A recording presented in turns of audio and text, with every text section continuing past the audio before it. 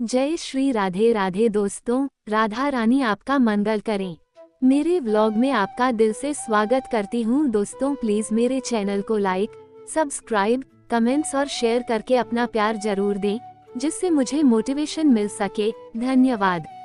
आज मैं आपको कृष्ण पक्ष और शुक्ल पक्ष के बारे में विस्तार से बताऊंगी, तो बड़े ध्यान से सुने। हिंदू धर्म में किसी भी खास आयोजन में तिथियों की विशेष भूमिका होती है। पंचांग एक हिंदू कैलेंडर है। पंचांग दैनिक और मासिक होता है। दैनिक पंचांग में जहां एक दिन विशेष का विवरण होता है, वहीं मासिक पंचांग में पूरे महीने भर का विवरण होता है। मासिक पंचांग यानी हिंदू कैलेंडर में एक महीने को 30 दिनों में बांटा गया है और इन महीनों की गणना सूरज और चंद्रमा की गति के अनुसार की जाती है। चंद्रमा की कलाओं के ज्यादा या कम होने के अनुसार ही महीने को 2 पक्षों में बांटा गया है, जिसमें 15 दिन के एक पक्ष को शुक्ल पक्ष कहते हैं और बाकी बचे 15 दिन को कृष्ण पक्ष कहा जाता है। शुक्ल पक्ष की आखिरी तिथि को पूर्णिमा और कृष्ण पक्ष की अंतिम तिथि अमावस्या कहलाती है। आइए जानते हैं वैदिक शास्त्र में इन दोनों पक्षों के बारे में कि कृष्ण पक्ष क्या है, शुक्ल पक्ष क्या है, कृष्ण पक्ष की शुरुआत कैसे हुई, शुक्ल पक्ष की शुरुआत कैसे हुई, कृष्ण पक्ष की तिथियां, शुक्ल पक्ष की तिथियां और इनसे जुड़ी कथाओं के बारे में। हमारे ज्योतिषीय कैलेंडर के अनुसार हर चंद्र महीने को 2 पक्षों में बांटा गया है। पक्ष एक चंद्र पखवाड़ा है।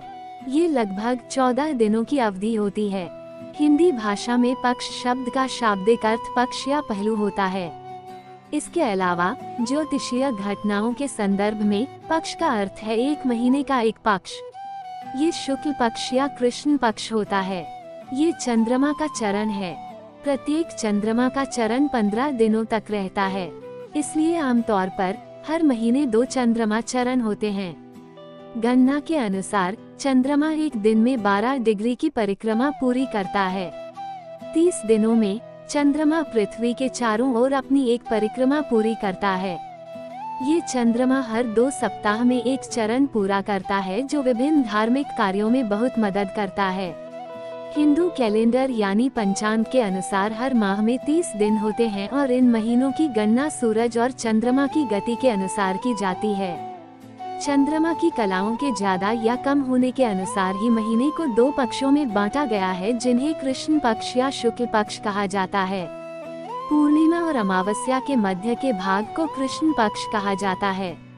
ऐसा माना जाता है कि पूर्णिमा के अगले ही दिन से ही कृष्ण पक्ष शुरू हो जाता है, जो अमावस्या तिथि के आने तक 15 दिनों तक रहती है।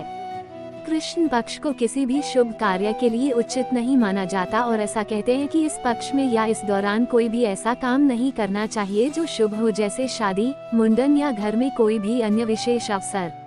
मान्यता है कि जब भी कृष्ण पक्ष होता है तो उस दौरान कोई भी शुभ कार्य करना उचित नहीं होता है।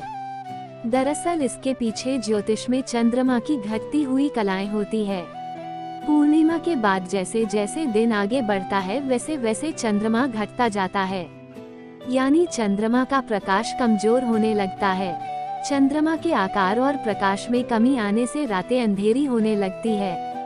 इस कारण से भी कृष्ण पक्ष को उतना शुभ नहीं माना जाता जितना शुक्ल पक्ष को मानते हैं।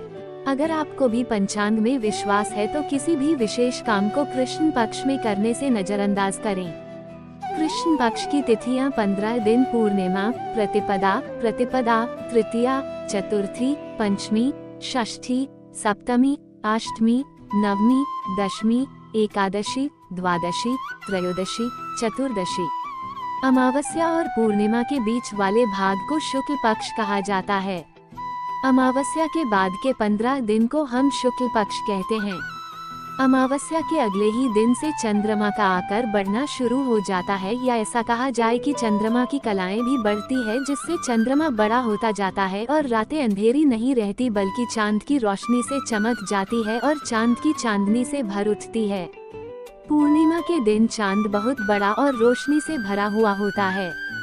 इस समय में चंद्रमा बलशाली होकर अपने पूरे आकार में रहता है। यही कारण है कि कोई भी शुभ काम करने के लिए इस पक्ष को उपयुक्त और सर्वश्रेष्ठ माना जाता है।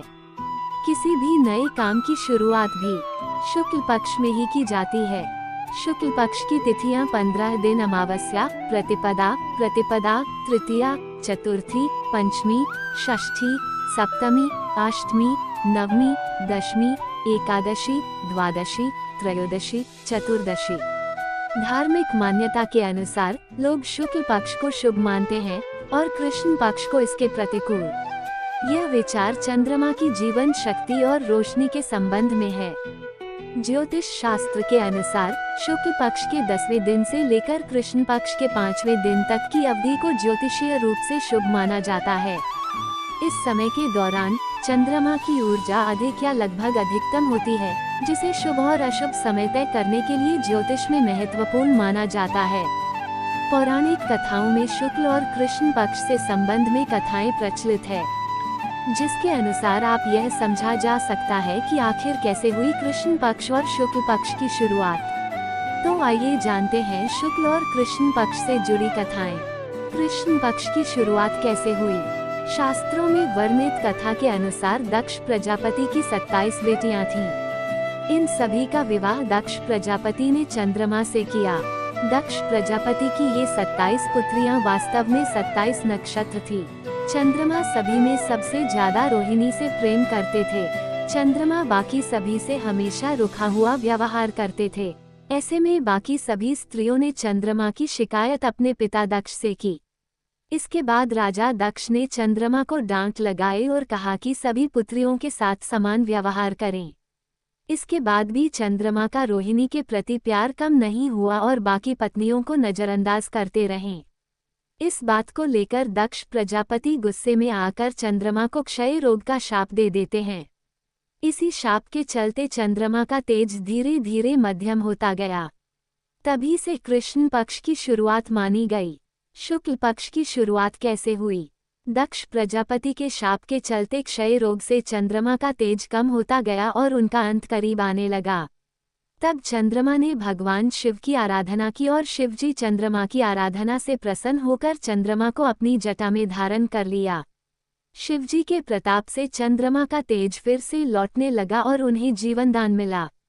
दक्ष के शाप को रोका नहीं जा सकता था। ऐसे में शाप में बदलाव करते हुए चंद्रमा को हर 15-15 दिनों में कृष्ण और शुक्ल पक्ष में जाना पड़ता है। इस तरह से शुक्ल पक्ष की शुरुआत हुई। कृष्ण पक्ष और शुक्ल पक्ष के बीच का अंतर। जब हम संस्कृत शब्द शुक्ल और कृष्ण का अर्थ समझते हैं, तो हम स्पष्ट रूप से दो पक्षों के बीच अंतर कर सकते हैं। शुक्ल उज्ज्वल व्यक्त करता है, जबकि कृष्ण का अर्थ है अंधेरा। जैसे कि हमने पहले ही जाना, शुक्ल पक्ष अमावस्या से पूर्णिमा तक होता है और कृष्ण पक्ष शुक्ल पक्ष के विपरीत पूर्णिमा से शुरू होकर अमावस्या तक होता है। हर महीने के 15 दिन कृष्ण पक्ष में आते हैं और अन्य 15 दिन शुक्ल पक्ष में। दोनों ही पक्षों की अपनी अलग अलग खासियत है, लेकिन इसमें कोई दो राय नहीं कि शुक्ल पक्ष को कृष्ण पक्ष से श्रेष्ठ माना जाता है। अगर आपका विश्वास भी पंचांग में है तो अपने विशेष काम शुक्ल पक्ष में ही करें। आप सभी का धन्यवाद।